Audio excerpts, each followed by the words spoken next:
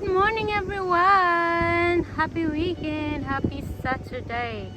This time, nandito po tayo sa Freshwater Bay. And I would like to show you this beautiful nature here. Kasi low tide po ngayon. At ayan, nakita nyo, medyo dry. Pwede kaming maglakad-lakad. Just imagine how high the water level afterwards kung mag-high tide siya. And here, kung makakaabot dito, ang taas din. Tapos, full of big rocks here na parang naisemento siya. Like a concrete wall or concrete floor. Something like that. I can't explain. Kasi ang daming formation. A lot of formation. Beautiful formation. Gandang mag walking around sa nature. So dito, mag-walking lang mga tao, magpa-fresh air, mag-chillax, unwind after stressful from work for the whole week. Ganito lang ang mga tao dito, mag-walking around.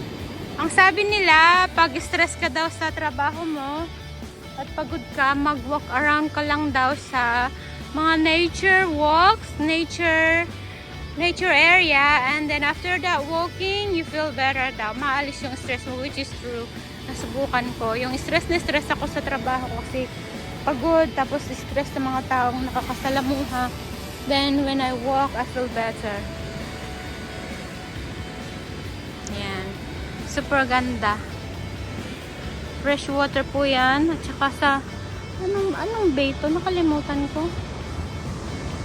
South Circle yata eh. Ay, oo. Ay, doon na yung sa amin. Sa kabila. Yung DY doon. Nalito ako. Ay, confused. Never mind. It was nice walk around this morning. Ayun si Mr. And ano siya, sad kasi madaming dealings about documentation sa country nila sa UK. Yung part ng father niya, stress siya. So, medyo nagdidistansya ako ng konti kasi ayaw niya muna makipag-usap. Kasi madami daw siyang dealings. Parang hindi niya kayang i-deal yung mga documents. Sabi ko, parang wala lang yan sa amin, sa akin, sa Pinas. I have to deal a lot of documentation. Diba? Madaming processing din sa atin. At least kasi sa atin, nakagandahan sa atin, kung mag-process tayo, at least face-to-face, pupunta tayo sa mga different offices, pupunta tayo sa different places. Alam natin, matutunan natin at matututo tayo kung paano tayo mag-process ng isang documentation. Halimbawa, sa lupa mo, may ayusin ka, pupunta ka sa offices at maglalakad at magpa-process ng documents. Sa kanila kasi all is online, hindi mo makikita yung tao, hindi mo makikita in person, hindi mo alam kung scamming, scammer or something. At saka ganyan kasi dito, na-stress din ako kung nagpa-process ako kasi walang nagtuturo sa akin. Yung courses ko nga, online classes din sakit sa ulo, walang magtuturo sa akin. Kailangan mong ikaw mag-aral sa computer. Sana na tayo dyan sa pag-process Ang dami nating hinahandle na documentation. Sana na tayo dyan kasi OFW naman ako dati. Kaya, awa ng Diyos, nakakayanan natin. Pero si Mr. iba kasi yung lahi nila. Halos parang babagsak na yung mundo niya kung may inaasikaso siyang documentation na hindi niya madildil sa buong maghapon. Sabi ko, you feel better afterwards. You have to talk to me. Sabihin mo sa akin kung ano yung problema mo, sakaling makatulong ako, makalighten up ako sa iyo. Sabi ko ganun sa kanya. Okay, anyway guys, let's walk around a little bit more and we'll show you here. Yan po ang kunting-kunting kwento sa buhay-buhay dito sa Australia.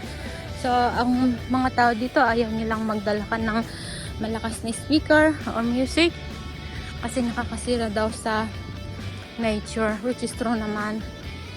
Kasi ang gusto daw nilang pakinggan yung huni ng ocean, yung splash ng ocean o yung water, tapos yung huni ng mga ibon, the sounds of the bird and the sounds of the leaves of the trees, which is nice. True naman. Pero kung nagdala ka daw ng music at nagplay ka, kasi nakakasira daw ng nature, which is true. Kasi nagganyan ako nung minsan, pinigilan niya ako ni Mr. Sabi niya, sinisira mo lang yung nature. Sabi niya, well, meron ka bang naririnig na tao na naglalakad na may speaker na malaki? Sabi niya, wala. Sabi niya, oo nga. Sabi ko kasi sa Pinas, pag nasa beach ka o hiking, naka-play tayo ng music, di po ba? Sa kanila hindi. So, they want to enjoy their walking, paalis daw ng stress, sa healing. Totoo naman, mag-walking ka and fresh air at makita mo yung beauty ng kalikasan na nalikha ng Panginoong Diyos, you feel better afterwards. It's the healing. Totoo naman. Yan, tingnan po ninyo yung place, ang ganda. Totoo naman guys na ang nature is nakaka-heal sa'yo. Hindi puros gadget, hindi puros malalakas na speaker or music, kasi nakakasira nga ng emotion. Hindi lang yon, yung nature mo, yung nature. Kasi yung gusto ng tao, pag naglalakad sila dito, tahimik. Naglalaro yung dog doon, no? Tapos ibabalik niya yung yung toys niya sa amo. Tapos tatapon na naman. Ang galing naman. Asan na si Mr. Lonely siya doon na nagdi-deal siya sa problema niya sa papers and documentation.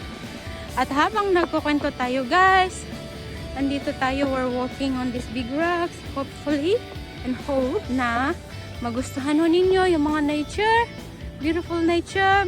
Ang lalaking mga rocks, parang nasa Mars tayo, planet Mars, planet Saturn, diba? Pero mag-ingat tayo, some of the rocks is slippery. Ayan. Kasi sa atin, balik tayo sa music, loud music. Kasi sa atin, although Filipinos are seem to be happy people, kailangan natin ng laging may music. Pero hindi lahat ng bagay is magmo-music ka at malakas na wala ka ng pakialam sa tabi mo, sa kapitbahay mo, o sa kasama mo. Kasi may mga taong gusto ng tahimik. At kung minsan nagmumuni-muni tayo, kung may mga problema tayo, kaya kailangan din natin ng magtahimik o manahimik kung minsan. So natutunan ko po yan dito, na yung mga tao is gusto nila ng tahimik, like after work, mag-walking around sila. Ayun, you feel better after walking on the nature, which is napakaganda kasi yan. At saka bawal manira ng mga nature dito. Makikita ninyo yung mga shell dyan, madaming shell dito. Madali lang sanang mamulot. Pwede mong ulamin, pero bawal, ayaw nila. Pagalitan ka ng mga local people. Kasi tinatry ko noon na kumuha ng mga parang yung shell, yung puhol sa atin, puhol ng ocean. At nakita ko ng mga local people. Pag sinabing local people, yung mga taong nakatira dito sa Australia. Kasi sa atin, pag sinabi mong local is iba ang meaning, parang reject, luma, pangit, ganon. Parang yung pag made in China, sasabihin natin, local naman yan, madaling masira, ganon. Pero iba sa kanila. So it depends on the sentence and words that you have been using. Diba ang ganda ng mga rocks, parang nakasemento lang siya. Just imagine how many years na ganyan to, no? Tapos yung label ng ocean is until they're supposed to be. Yan yung ng rock, hanggang doon yung ocean noon. Pero low tide at the moment. Pero ngayon, mostly dito malakas ang tubig hanggang dito. Yan, malakas ang tubig hanggang dyan. Malakas ang hampas. Pero ngayon, low tide.